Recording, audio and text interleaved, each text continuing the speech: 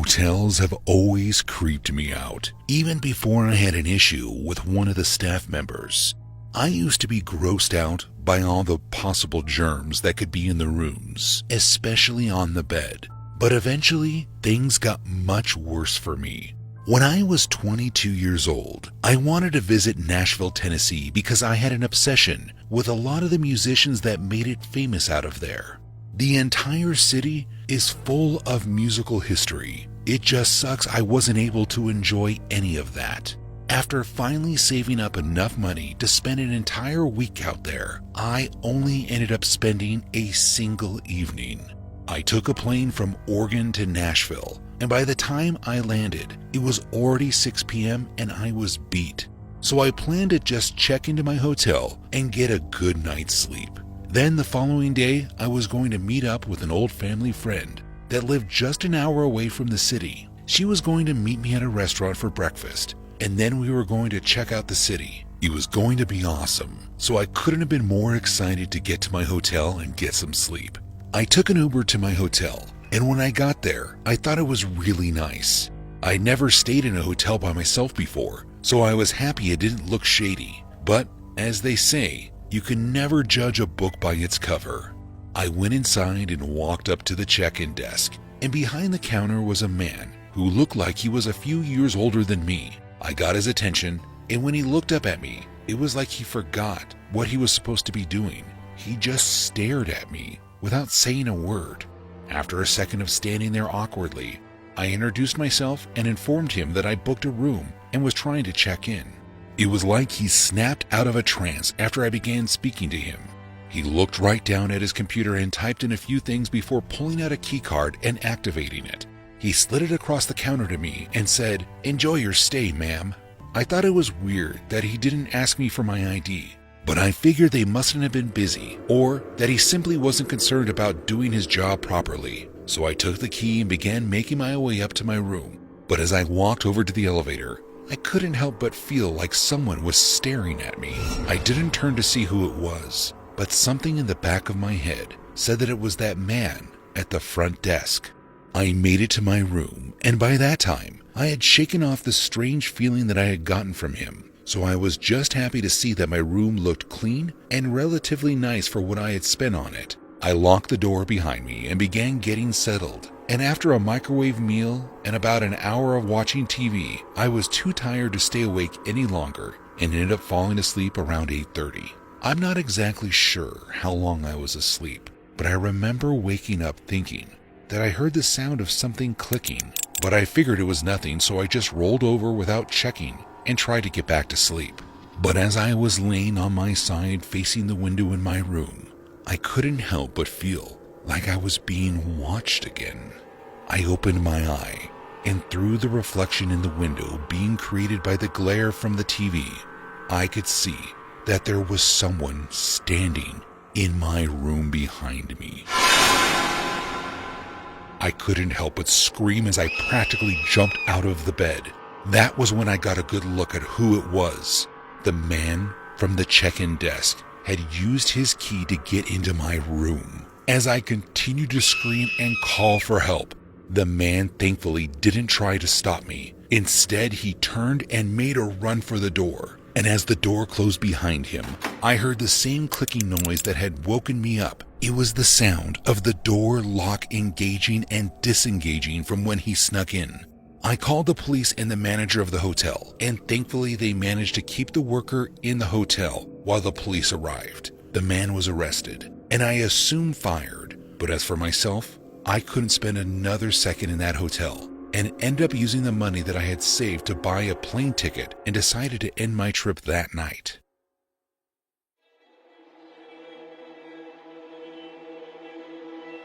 Back when I used to work in the hospitality business, one of the best jobs I ever had was being a housekeeper at a hotel in my city. And I know that might sound a little odd, but it was a really easy job for the most part. For the most part, my worst case scenario was a trashed room, but they gave us gloves, so it really wasn't too bad.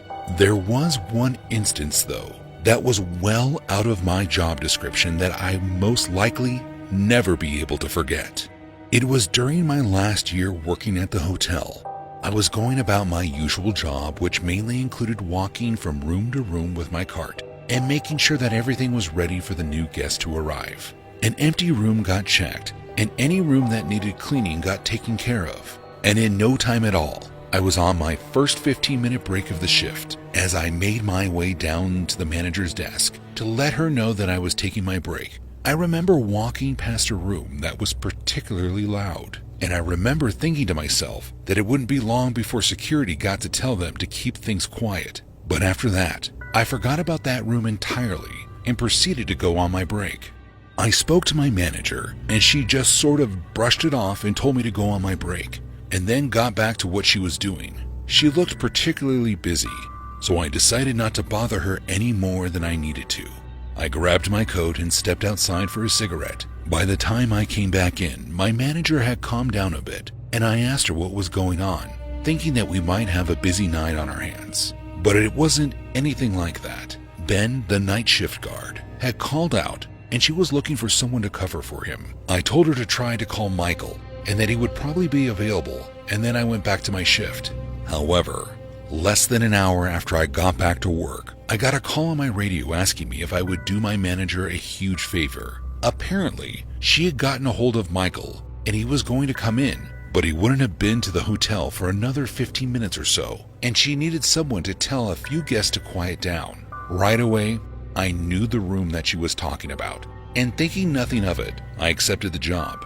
It didn't seem like a big deal to me. I double-checked the room number that I had to go to and began making my way there. As soon as I started getting close, I could hear the same sort of rowdy yelling that I heard earlier in my shift, and I proceeded to knock on the door. Silence fell over the room as I announced myself and said that we had a noise complaint. When I heard the door beginning to open, I expected an irate guest at most, but what I ended up seeing was much worse. A grown man swung the door open, and he was clearly intoxicated.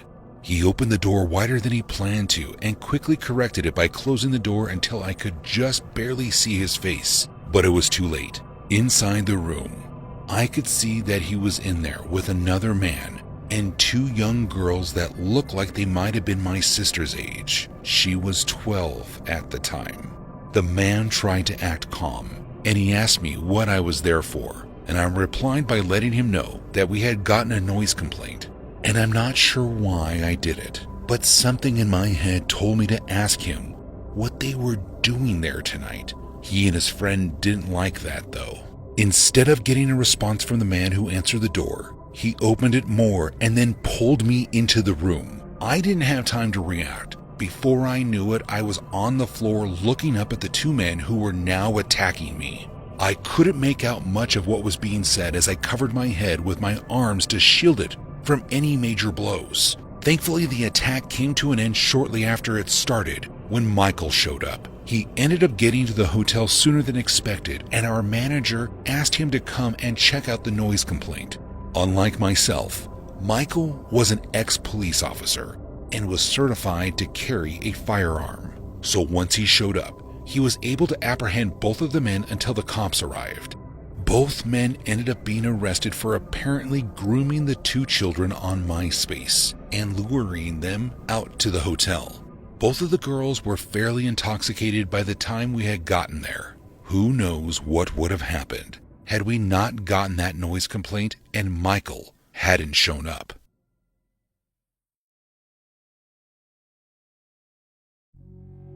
Vacations are supposed to be peaceful and relaxing, but as you know by now, things don't always go as planned. I remember it like it just happened last weekend, even though it was more than 4 years ago. I was on vacation with my girlfriend at the time, Linda, and we were having some fun in Atlantic City. And what was supposed to be the best part was the fact that we managed to get a hotel right on the boardwalk. However, when we got there, we saw that the place was packed. I went up to the front desk and signed in, and after about 20 minutes of waiting, the woman at the desk finally gave us our room keys. Our room had a view of the water and was on the 5th floor of the hotel. And when we first got there, it was everything that we hoped it would be.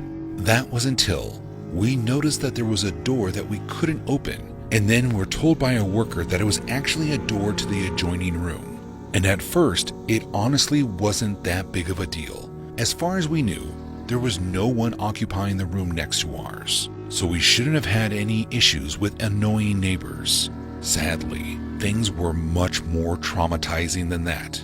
The first afternoon that we were in Atlantic City was a lot of fun, and the food that we tried out was delicious. But when we got back to our hotel room, we noticed that things had been slightly moved around, and we wondered what it could have been. I called down to the front desk and asked them if anyone had been in our room because I don't mind room service, but I didn't like the fact that our bags had been opened up and seemed to have been searched through.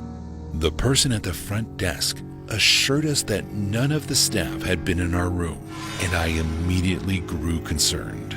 However, no more than 5 minutes after speaking to the worker at the front desk, my girlfriend heard what sounded like police officers walking around the floor of the hotel. She ran to the door and called them over to us to explain that someone might have been in our hotel room and possibly even stolen something from us. That was when they let us know that they were actually there looking for someone who had been breaking into the rooms all along the boardwalk. Apparently, someone saw them checking out all the doors on this floor and called the police. This information made us uncomfortable, but after the police did a walkthrough of our room and assured us that we were safe, we both managed to calm down and just hoped that the officers found them sooner rather than later. A couple of hours went by, and eventually Linda and I both began to get tired. The two of us decided to call it a night and get ready for the next day. But when we turned off the lights in the room, followed by the TV, we both heard something that we thought was weird. It sounded like someone was walking around in the room next to ours. And that was when I remembered that there was a room attached to ours. I looked over to the door that connected the two rooms, and even though it was still shut, I noticed that there was a small rug in front of the door that looked like it was slightly bunched up. I looked over to Linda and whispered that we need to be quiet and that I think that someone was in the room next to ours, which again would have been normal except for the fact that we were told the room next to ours would be vacant. We both stayed as quiet as we could and continued to listen to see if we were just freaking ourselves out or not. But when we heard the sound of the bathroom sink running in the room next door, the two of us practically screamed. I whispered to Linda to call the police on her cell phone as quietly as she could, and I began focusing on the door to the room next door to ours. It took about 40 minutes for the police to arrive, but when they finally did, they knocked on the door next to ours and announced themselves. Linda and I thought it was all said and done, but quickly realized we were wrong. When the door that connected our room to the room next to ours flew open, a disheveled-looking man came running through, which caused us both to freak out. We could see that he was in panic, and he looked around frantically. Thankfully, the police ended up hearing us screaming and came rushing into our room to help.